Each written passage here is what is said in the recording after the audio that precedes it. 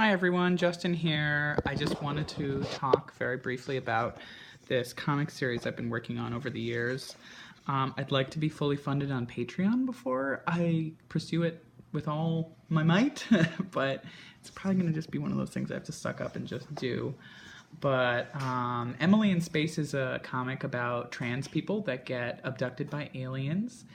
And I was very much inspired by the works of Romiku Takahashi, who is this legendary manga creator who did Ranma One Half, Inuyasha, and her work is like really fun and sexy, but since this series is specifically about trans people, I want it to be fun and sexy, but I also want it to be specifically about trans people and their bodies. And so part of the struggle is just kind of unlearning what sexy is. So like Rumiko Takahashi's work, I love her stuff, but at the same time, her female figures are dolls, so they're incredibly skinny, and they've got these sort of impossible body types. So like when I go to draw like a sexy warrior lady like this one, there's all this internalized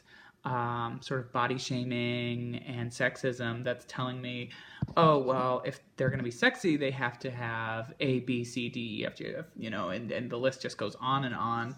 And, and the reason why I say internalized is just because we didn't grow up with bodies like this being sexualized or celebrated, even though fat people are like some of the sexiest people on the planet. So, when I am drawing this character, Tom, who's this hairy, fat trans guy, my immediate instinct is to like make him shy and reserved and, really self-conscious. But what I definitely would want to do is have him grow into a much more confident, sexual person. But how do you do that, in an erotic work without fetishizing, and there's really nothing wrong with having a fetish.